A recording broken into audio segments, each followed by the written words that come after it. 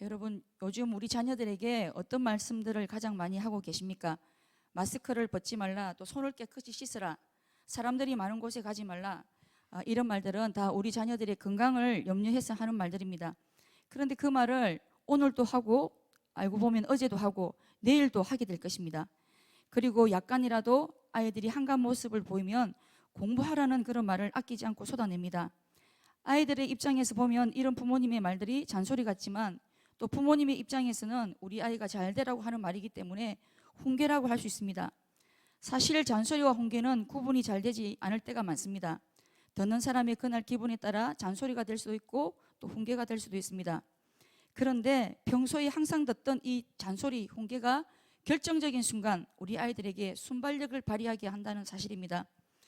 솔로몬은 인류 역사상 전무후무한 지혜를 가진 그런 왕으로 잘 알려져 있습니다. 그리고 솔로몬이 이런 지혜를 가지게 된 배경도 잘 알고 계실 것입니다. 솔로몬이 왕이 되었을 때 기드온에서 1000번제를 드리는 그 사건 이후 그날 밤 하나님께서 솔로몬에게 나타나셔서 내가 너에게 무엇을 줄고 구하라고 말씀하셨을 때, 그때 솔로몬은 한번 생각해보고요 주님, 이런 단 한 번의 주저함이나 머뭇거림도 없이 곧바로 송사를 듣고 분별할 수 있는 그런 지혜를 달라고 지혜를 구하게 됩니다. 만약 하나님께서 저에게 솔로몬 같은 제안을 하셨다면 저는 아마 지혜를 안 구하고 다른 거, 아파트 이런 거 구했을 것 같습니다. 여러분은 어떻습니까? 솔로몬이 어떻게 그 순간에 다른 것을 구하지 않고 지혜를 꼭 집어서 이렇게 구할 수 있었던 거겠습니까? 바로 오늘 본문에서 그 힌트를 얻을 수 있습니다. 솔로몬은 아주 어린 시절부터 자신의 아버지 다윗으로부터 끊임없이 지혜가 최고다, 지혜가 제일이다, 지혜를 얻으라, 이런 잔소리, 훈계를 들으며 자라났다고 말씀하고 있습니다. 중요한 순간에 발휘되었던 그 솔로몬의 빛나는 순발력은 바로 자신의 부모로부터 들었던 그 훈계 때문이었습니다. 솔로몬은 자기 아버지의 이 잔소리와 훈계의 덕을 가장 직접적으로 가장 많이 본 장본인이기 때문에 자신의 아들들에게도 똑같은 훈계를 지금 남기려고 하고 있습니다. 오늘 본문에서 솔로몬이 자신이 가장 사랑하는 자녀들에게 남기고 싶어하는 그 훈계는 무엇입니까? 훈계라는 말은 앞으로 살아갈 인생의 길잡이가 되는 그런 조언, 다른 말로 하면 인생 로드맵과 같은 것들입니다. 당대 최고의 지혜자인 솔로몬이 자신의 아들들에게 이런 조언, 이런 인생의 로드맵을 남기는 것은 솔로몬이 개인적으로 독창적으로 만들어낸 그런 아이디어가 아니라 솔로몬 역시도 자신의 아버지로부터 물려받은 아버지의 그 아이디어, 영적인 유산, 영적 전통을 지금 전수하는 것입니다. 나도 내 아버지에게 아들이었으며 내 어머니 보기에 유약한 외아들이었노라. 아들아, 아버지도 한때는 지금 너와 마찬가지로 나의 아버지의 보호와 어머니의 사랑에 전적으로 의지해야만 했던 너무 미숙하고 철없는 그런 아들이었을 때 바로 나의 아버지의 이 훈계가 너무나 큰 도움이 되었단다. 솔로몬은 자기 아버지의 훈계를 자신이 먼저 경험하고 또 직접 경험한 자로서 자신의 아들들도 자기와 똑같은 그런 도움과 혜택을 잊기 바라는 마음에서 아버지가 하셨던 그 훈계를 지금 대를 이어서 하고 있는 것입니다. 여러분, 솔로몬이 자신이 가장 사랑하는 자녀에게 대를 이어서까지 가장 중요하고 가장 필요하다고 생각해서 남기고 있는 그 교훈은, 그 훈계는 바로 지혜가 제일이라는 이 말입니다. 그럼 솔로몬은 왜 이 지혜가 자녀들에게 제일 중요하다고 생각했던 것이겠습니까? 여러분, 지혜가 무엇입니까? 사실 지혜에 대해서 너무 많은 정의들이 있습니다. 많은 경우 선택과 결정에 있어서 올바른 선택을 하고 또 성공적인 선택을 하는 것이 지혜라고 말합니다. 잠언에 해당되는 이 지혜는 호크마라는 그 도덕이 포함이 되어 있습니다. 그런데 이 지혜는 그 이상을 또 포함하고 있다고 볼 수 있습니다. 지혜란 어떻게 하라고 분명히 제시된 도덕법이 없을 때도 올바른 선택을 하는 것이라고 할 수 있습니다. 우리가 아플 때 적절한 약을 복용하는 일처럼 지식만 가지고 있으면 내릴 수 있는 결정이 있습니다. 또 도둑질을 해야 할지 하지 말아야 할지 규범을 따르면 우리가 할 수 있는 그런 결정이 있습니다. 그러나 성경은 누구와 결혼을 해야 할지, 또 어디로 이사를 가야 할지, 어디에 취직해야 될지, 집을 사야 될지 말아야 할지 정확하게 말해주지 않은 문제들에 대해서 정확하게 답을 해주는 대신 지혜를 발휘해서 지혜로운 선택을 하라고 여백을 남겨둡니다. 그런데 바로 이 여백이 지혜의 몫입니다. 중요한 선택과 결정의 순간에 지혜 없는 결정을 하게 될 때 우리가 살아가는 인생길에 크고 작은 어려움을 자초할 수가 있습니다. 내비게이션이 인도하는 대로 길을 가지 않고 내 경험과 직관을 믿고 가다가 길을 잃고 한참 헤매다가 유턴하고 제때 도착하지 못하고 고생은 고생도로 하는 그런 일들이 우리 인생이라고 하는 이 길, 이 도로 위에도 얼마든지 일어날 수가 있다는 것입니다. 자칫 잘못하면 낭떠러지 경험도 할 수 있습니다. 지혜 없이 내리는 결정은 항상 말썽을 일으키고 때로는 되돌릴 수 없는 그런 뼈아픈 후회를 남기기도 합니다. 우리 인생에 있어서 지혜가 얼마나 중요한지 잠언 3장 13절 14절에서는 이렇게 말합니다. 지혜를 얻는 것이 은을 얻는 것보다 낫고 그 이익이 정금보다 나음이니라. 지혜는 진주보다 귀하니 너의 사모하는 모든 것으로 이에 비교할 수 없다. 올바른 선택과 결정, 성공적인 선택과 결정은 바로 이 지혜가 결정적인 역할을 하기 때문입니다. 때로는 이 지혜가 삶과 죽음을 결정하는 역할을 하기도 합니다. 성경에 나오는 나발과 아비가일은 부부지만 미련한 자와 지혜로운 자의 운명을 잘 말해줍니다. 나발은 자신의 양떼를 지켜주었던 그 다윗이 음식을 요청했을 때 호의를 베풀지 않습니다. 그리고 다윗이 하나님의 사람인데 그 하나님의 사람을 알아보지도 못하고 지금 역사가 어디로 흘러가고 있는지 시대의 흐름도 읽지 못합니다. 뒤늦게 아비가일을 통해 다윗이 어떤 사람인지 또 다윗이 지금 보복을 하려고 했다는 그 말을 듣게 되자 나발은 낙심이 되어서 몸이 돌과 같이 굳어지다가 한 열흘쯤 후에 하나님이 치심으로 죽게 됩니다. 나에게 선을 베푼 사람에게 선을 베푸는 것이 지혜고 또 지금 자기가 가지고 있는 재물과 생명의 주인이 하나님이심을 아는 것이 지혜인데 나발에게는 이런 지혜가 없었던 것입니다. 반면에 아비가일은 어떻습니까? 다윗이 군사들을 통해 나발을 보복하려고 했을 때 아비가일은 이 하나님의 사람 다윗을 단번에 알아보고 또 다윗에게 지극정성을 다해서 음식을 제공하고 지혜로운 말로 다윗이 손으로 피를 흘리는 죄를 막아서게 됩니다. 사무엘상 2장 29절 사람이 일어나서 내 주를 쫓아 내 주의 생명을 찾을지라도 내 주의 생명은 내 주 하나님 여호와와 함께 생명사계 속에 쌓였을 것이요 내 주 원수들의 생명을 물매로 던지듯 여호와께서 그것을 던지시리이다. 이 얼마나 지혜로운 말입니까? 모든 선악간의 판단을 바로 하나님께 돌립니다. 결정적인 순간에 지혜로운 처신과 지혜로운 말을 했을 때 이 아비가일은 결국은 다윗의 아내가 되고 한 나라의 왕비가 되고 맙니다. 그렇다면 성경이 말하는 이 지혜를 우리가 어떻게 가질 수 있겠습니까? 솔로몬은 지혜를 소유하기 위한 몇 가지 방법을 말해줍니다. 먼저 이 지혜를 얻으라고 말합니다. 지혜를 얻으라는 말은 이 지혜가 선천적으로 머리카락이 자라듯이 가만히 있어도 저절로 생겨나는 것이 아니라 획득하고 추구하고 쟁취해야 한다는 의미입니다. 지혜를 얻기 위해서라면 어떤 대가라도 치루어야 한다는 뜻입니다. 우리의 수고와 노력이 반드시 있어야 한다는 뜻입니다. 그리고 지혜를 얻기 위해서는 가장 먼저 이 지혜의 가치를 알아야 하는 것입니다. 그럼 지혜의 가치는 어느 정도이겠습니까? 지혜가 제일이라는 말은 우리가 얻어야 할 것 중에 제일 먼저 제일 첫 번째로 얻어야 할 것, 또 우리가 얻어야 할 것 중에 가장 중요하고 가치 있는 것이 바로 지혜라는 말입니다. 솔로몬 당대의 최고의 보석, 감정가 1순위의 보석은 아마도 금이나 은이나 진주 같은 그런 것들이었을 것입니다. 그런데 솔로몬은 최고급 보석 케이스에 담겨야 할 최고의 보석은 금이나 은이나 진주 같은 것들이 아니라 바로 지혜라는 이 보석이어야 한다고 말하고 있는 것입니다. 지혜가 제일인이라는 이 말은 지혜의 중요성과 탁월성을 말하는 것입니다. 그런데도 많은 사람들이 이 지혜의 가치를 잘 모르고 지혜를 마치 불필요한 포장지처럼 쓰레기통에 함부로 버리기도 합니다. 그래서 하나님은 성경 곳곳에 종종 지혜를 버리지 말라는 그런 경고문을 세워두실 때가 많습니다.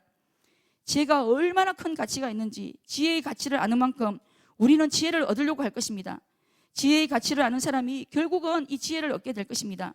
지혜를 함부로 취급하거나 버려야 할 대상이 아니라 감추어진 보화를 찾듯이, 감추어진 보배를 찾듯이, 금메달을 획득하듯이 획득해야 할 보석 중에 최고의 보석임을 우리가 잊지 말아야겠습니다.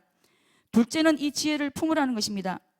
여러분, 가장 귀한 보석, 그런 보석들은 사실 보석 상자, 보석 케이스에 이렇게 몰래 간직하기도 하지만 또 그것을 운반할 때 어떻게 합니까? 보석이 담겨있는 보석 상자, 보석 케이스까지 가슴에 꼭 품습니다.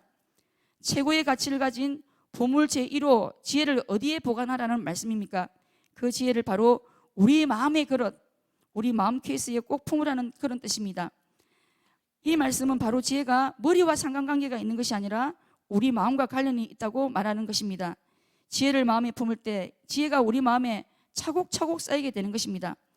지혜와 관련된 얘기를 할 때 단골 메뉴로 등장하는 이야기가 있는데 바로 솔로몬의 재판 이야기입니다. 창기 두 명이 한 아기를 두고 서로 자기 아기라고 우깁니다. 이 두 사람 중에 분명 한 명은 진짜 엄마이고 한 명은 가짜 엄마입니다. 바로 그때 솔로몬이 지혜를 발휘하여 아기를 칼로 반으로 나누어서 2분의 1명씩 가져가라고 합니다. 솔로몬의 이 한마디에 진짜 엄마는 아기의 목숨을 살리기 위해서 자기가 스스로 그 엄마의 길 포기하며 그 아기를 가짜 엄마가 가지도록 그 아기를 양보합니다. 바로 이 한 번의 지혜로, 이 한 번의 재판으로 솔로몬의 지혜가 세계적인 그 지혜로 완전히 증명이 되고 맙니다. 그런데 이 솔로몬의 지혜는 어디에 머물러 있던 그런 지혜였겠습니까? 솔로몬은 1000번째 사건 이후에 하나님께 지혜로운 마음을 달라고 기도했었고, 하나님은 솔로몬의 기도대로 지혜로운 마음을 주신 것입니다. 그런데 이 재판 사건에서 또 한 명의 지혜자를 우리가 찾아볼 수 있습니다. 그 사람이 누구입니까? 바로 이 사건의 단초라고 할 수 있는 아기의 진짜 엄마라고 할 수 있습니다. 솔로몬이 지금 너무 이상한 재판을 내리는 이 순간 아기의 진짜 엄마는 생떼를 쓰고 피 터지는 자기 주장이나 논쟁을 하는 대신 곧바로 아기의 생명을 살리는 쪽으로 사건을 이끌고 갑니다. 여러분, 죽음과 생명 중에 무엇을 선택하는 것이 지혜입니까? 바로 생명을 선택하는 것이 지혜입니다. 비록 창기지만 중요한 선택의 순간에 생명을 선택할 줄 아는 이 지혜는 바로 이 여인의 마음으로부터 나온 것이라고 볼 수 있습니다. 지혜는 하나님이 기뻐하시는 것을 기뻐하고 하나님이 미워하시는 것을 미워하는 것이 아닙니까? 이 여인이 가진 지혜는 비록 하나님 표라고 하는 그 이름표는 달려있지 않았지만 하나님께서 기뻐하시는 것을 선택할 줄 아는 그런 지혜로 솔로몬이 가진 그런 지혜와 똑같은 성격을 가진 지혜라고 할 수 있습니다. 이렇게 소중한 지혜를 얻고 지혜를 마음에 품기 위해서 솔로몬은 내 말에 귀를 기울여야 한다고 말씀합니다. 귀를 기울인다는 것은 바로 들으려고 하는 마음이 있는 것입니다. 미련한 자는 항상 자기를 지혜롭다고 여기기 때문에 다른 사람의 말을 결코 들으려고 하지 않고 다른 사람이 말할 때 귀부터 막습니다. 진영 논리에 빠진 사람들은 자기 편의 이야기만 항상 선이고 진리라고 생각하기 때문에 상대방의 이야기는 듣지 않습니다. 상대방의 이야기는 모두 거짓이고 악입니다. 그래서 들으려고 하지 않는 이것이 바로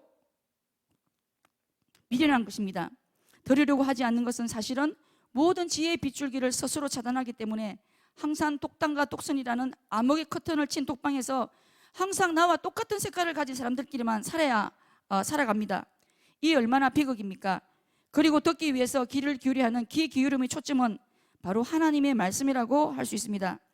하나님의 말씀에 귀를 기울이면 하나님의 말씀을 받게 되고, 말씀을 받으면 하나님의 말씀의 눈으로 세상을 바라보게 됩니다. 하나님의 말씀의 눈을 가질 때 내 친구의 눈으로, 또 상대방의 눈으로, 나와 다른 인종과 계급을 가진 사람의 눈으로, 또 정치 성향이 나와 다른 사람들의 그런 눈으로, 혹은 나를 비판하는 사람들의 그런 눈으로 세상을 바라보고 나를 바라볼 수 있습니다. 그래서 이런 다양한 시선과 관점을 가졌다는 것이 바로 지혜의 자람이라고 할 수 있습니다. 그럼 우리가 말씀의 귀를 기울일 때 왜 지혜로워지는 것이겠습니까? 이 말씀이 바로 지혜의 근원 대신 살아계신 하나님의 말씀이기 때문입니다. 팀 켈러 목사님은 성경은 우리를 창조하신 분의 말씀으로 곧 우리 영혼의 사용 설명서이며 우리는 성경에 명하신 대로 사용 설명서대로 살아가도록 지어졌다고 말씀합니다. 그래서 경건한 지혜는 하나님을 막연한 신호로만 아니라 우리의 창조주로 대할 때 찾아온다고 말씀합니다. 하나님을 우리의 창조주로 대할 때 비로소 우리는 경건한 지혜를 소유할 수 있습니다. 왜 그렇습니까? 하나님을 창조주로, 나의 창조주로 대할 때 우리는 우리 자신이 피조물임을 인정하게 되고 창조주의 말씀에 귀를 기울일 뿐만 아니라 그분께 굴복하게 되고 창조주의 그 지혜를 나의 지혜보다 더 위에 둘 수 있기 때문입니다. 잠언 1장 7절은 여호와를 경외하는 것이 지혜의 근본이고 지혜의 시작이라고 말씀합니다.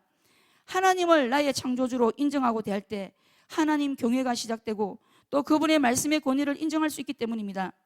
하나님을 자신의 창조주로 인정하지 않는 그런 사람들의 특징은 스스로 지혜롭다고 여기고 명철하다고 생각하기 때문에 하나님의 말씀을 제쳐두고 자기 소견에 옳은 대로만 행동하기 때문에 하나님이 보실 때 항상 미련한 길, 악인의 길로만 행하게 되어 있는 것입니다. 가장 대표적인 인물, 상징적인 인물이 바로 아담과 하와입니다. 아담과 하와는 하나님께서 최초로 만드신 첫 번째 사람들입니다. 세상과 자신에 대해 정말 아무것도 모르는 그런 피조물인 주제에 스스로 지혜롭다고 여기기 때문에 하나님의 말씀을 버리고 자기들이 생각한 그 지혜의 길을 선택하고 맙니다. 그 결과는 어떻습니까? 정말 참담합니다. 자신들은 물론이고 온 인류에게 죄와 멸망을 가져오게 됩니다. 아담과 하와가 하나님의 말씀에 조금만 더 귀를 기울이고 약간만 더 귀를 기울였더라면 인류 운명이 달라졌을 것입니다. 말씀에 귀를 기울이지 않았기 때문에 결정적인 순간에 참된 지혜가 발휘될 수 없었던 것입니다. 영혼 사용 설명시 없이 영혼을 함부로 사용하다가 영혼과 육체까지 완전히 망가지고 만 것입니다. 아담과 하와뿐만 아니라 우리 개인 역시도 마찬가지라고 할 수 있습니다. 말씀의 등불이 꺼져 있다면 지혜의 등불도 꺼져 있는 것입니다. 우리는 하나님의 말씀에 귀를 기울이는 만큼 지혜를 얻고 지혜를 품을 수 있고 지혜의 길을 선하고 의로운 길을 걸어갈 수 있고 모래 위가 아닌 반석 위에 우리 인생의 집을 지을 수 있게 됩니다. 이런 지혜의 가치를 알고 지혜를 마음에 품는 자에게 지혜는 어떤 유익, 어떤 결과를 준다고 말씀하고 있습니까? 8절에서 9절 말씀. 그를 높이라. 그리하면 그가 너를 높이 들리라. 만일 그를 품으면 그가 너를 영화롭게 하리라. 그가 아름다운 관을 내 머리에 두겠고 영화로운 면류관을 내게 주리라. 지혜의 가치를 알고 지혜를 최고가로 여기고 높이게 될 때 지혜가 바로 그 사람을 높여주고 지혜를 마음을 품을 때마다 지혜가 그 지혜를 마음에 품은 사람을 영화롭게 해준다고 말씀하고 있습니다. 지혜에는 항상 영화로운 면류관이라고 하는 보상이 뒤따른다고 말씀하고 있습니다. 성경에는 지혜를 품은 자와 지혜를 품지 못한 사람들의 그 비유들이 많이 등장합니다. 열처녀 비유가 대표적인 비유로 갈 수 있습니다. 10명 중에 5명의 처녀들은 신랑을 기다리는 동안 등에 기름을 준비합니다. 아무리 기다림이 길어져도 신랑을 잊지 않고 신랑을 계속 기다리며 등에 기름이 있는지 없는지 기름 눈금을 다시 한 번 더 점검하고 기름을 넉넉히 준비합니다. 기다림이 길어질 때 무엇이 중요한지를 알고 무엇을 해야 하는지 아는 이것이 바로 지혜를 마음에 품은 자의 모습입니다. 하지만 나머지 5명의 처녀들은 기다림이 길어질수록 신랑을 깜빡 잊어버리고 등에 기름이 있는지 없는지 기름 눈금은 점검할 생각도 하지 않습니다. 중요한 순간에 해야 할 행동을 하지 않는 이 5명의 처녀들을 향해 성경은 미련한 자라고 꼬리표를 붙여줍니다. 내가 마땅히 해야 할 행동을 하는 것이 바로 지혜인 것입니다. 지혜를 품은 5명의 처녀들은 신랑과 함께 결혼잔치에 참여하는 영광을 누리지만 지혜를 품지 않은 미련한 5명의 처녀들은 결혼식 잔치는 구경도 못하고 수모와 업신여김을 받게 됩니다. 이 지혜가 10명의 처녀들의 운명을 갈라놓았다고 볼 수 있습니다. 그리고 여러분 아십니까? 마음의 지혜를 품은 사람은 입술도 잘 지킬 수가 있지만 마음의 지혜를 간직하지 못한 사람은 입술마저도 잘 지킬 수가 없습니다. 인류 역사상 전쟁이 없었던 기간은 단 4년에 불과하다고 합니다. 그런데 전쟁에서 총칼에 죽은 사람보다 사람들의 입의 말로 상처받고 죽은 사람들이 훨씬 더 많다고 합니다. 지혜로운 마음이 지혜로운 입술로 이어지고 입술의 열매가 그 사람이 쓰게 될 면류관을 결정하게 됩니다. 지혜로운 마음이 결국 지혜로운 입술의 열매를 따먹게 하는 것입니다. 오늘 말씀을 통해 솔로몬은 자신이 가장 사랑하는 자녀들에게 지혜의 가치에 대해서 또 동시에 지혜를 소유하는 방법에 대해서 말해줍니다. 그런데 이 지혜는 한 번 소유했다고 끝나는 일회성의 성격을 가진 것이 아님을 알 수 있습니다. 지혜를 얻으라는 이 말 속에는 지속적인 획득의 개념이 포함되어 있습니다. 솔로몬이 말하는 지혜, 우리가 지속적으로 얻고 획득해야 할 지혜는 하나님의 말씀인 동시에 바로 지혜의 근원 되신 예수님이십니다. 고린도전서 1장 30절에서 예수님은 하나님으로부터 나와서 우리에게 지혜와 의로움과 거룩함이 되신 분으로 소개합니다. 예수님은 바로 하나님으로부터 나오신 지혜 그 자체이십니다. 누가복음 2장 40절은 아기 예수님에 대해서 지혜가 충족한 분으로 말씀합니다. 아기가 자라며 강화해지고 지혜가 충족하며 하나님의 은혜가 그 위에 머물러 있더라. 갓 태어난 아기가 어떻게 지혜가 충족할 수 있겠습니까? 예수님은 성부 하나님께서 태초에 창조 사역을 시작하실 때 바로 그 시간에 성부 하나님과 함께 창조 사역을 감당하신 지혜자이신 하나님이시지만 우리의 구원을 위해 잠깐 아기의 몸을 입고 이 땅에 오신 것뿐입니다. 그렇기 때문에 아기 예수님의 지혜는 여전히 완전하고 충족하십니다. 그리고 골로새서 2장 3절에서 예수님 안에 지혜와 지식의 모든 부하가 감추어져 있다고 말씀합니다. 그 안에는 지혜와 지식의 모든 부하가 감추어져 있느니라. 예수님이 바로 지혜의 보물창고라는 그런 말씀이 아닙니까? 따라서 예수님을 찾으면 예수님을 찾는 만큼 지혜를 발굴하게 되는 것입니다. 예수님은 자신이 지혜 자체이실 뿐만 아니라 우리에게 하나님의 창조 질서와 하나님의 기쁘신 뜻을 따라 지혜롭게 살아가도록 예수님 자신의 말씀과 또 삶과 사역을 통해 실제로 예수님이 이미 본으로 다 보여주시고 가르쳐 주신 그 지혜의 교사 선생님이시기도 합니다. 솔로몬보다 더 뛰어나신 지혜의 교사가 우리 곁에 계시는데도 과외비 한 푼도 들지 않는데도 우리는 종종 최고의 지혜자이신 예수님께 물어보는 과정을 생략할 때가 많습니다. 세상에서 가장 뛰어난 지혜를 가지신 지혜의 스승이신 예수님께 우리는 무엇이든지 지혜의 조언을 구할 수 있습니다. 그러면 무엇이든지 다 답이 나오게 되어 있습니다. 성경에서 말씀하시는 지혜는 대부분 예수님을 가리키는 말씀으로 보시면 됩니다. 예수님을 지혜라는 단어로 표현함으로써 예수님이 가지신 그 지혜의 속성을 부각시키려는 그런 의도로 표현했다고 볼 수 있습니다. 따라서 지혜라는 단어에 예수님을 대입시키고 전환시키면 예수님과 지혜를 동시에 만날 수 있는 것입니다. 지혜가 우선순위 1번이듯이 예수님이 바로 우리 우선순위 1번이십니다. 지혜가 제일이듯이 예수님이 바로 제일이십니다. 지혜가 제1번이고 예수님이 1번인 이유는 바로 우리의 생명과 직결이 되기 때문입니다. 지혜이신 예수님을 버리면 우리는 생명을 얻을 길이 없습니다. 그래서 반드시 예수님을 얻어야 합니다. 그리고 예수님을 높이고 예수님을 품어보십시오. 그를 높이라. 그리하면 그가 너를 높이 들리라. 만일 그를 품으면 그가 너를 영화롭게 하리라. 최고의 지혜자이신 예수님을 높이고 예수님을 우리 마음에 품을 때 예수님께서 우리를 높여주시고 예수님께서 그 지혜로 우리를 영화롭게 해주실 것이라고 약속하고 있습니다. 말씀을 맺겠습니다. 지혜가 제일이니 정말 맞는 말씀인 것 같습니다. 지혜가 제일이기 때문에 무슨 대가를 지불하고서라도 우리가 지혜를 얻고 지혜를 품고 또 지혜를 얻기 위해 매일 말씀의 귀를 기울이고 말씀을 통해 최고의 지혜자이신 우리가 예수님을 만나야 하겠습니다. 오늘부터 우리 가정에도 솔로몬처럼 지혜가 제일이다. 다른 어떤 것보다 지혜를 얻으라. 여호와를 경외하는 것이 지혜의 근본이고 시작이다. 예수님 안에 지혜와 지식의 모든 보화가 감춰져 있다. 예수님을 찾고 예수님을 높이고 예수님을 품으라. 이런 훈계들이 넘쳐나서 중요한 순간에 지혜의 순발력이 발휘되는 그런 복된 가정이 될 수 있도록 복된 가정들이 될 수 있도록 주님의 이름으로 축복합니다. 이 시간 다 함께 기도하시겠습니다.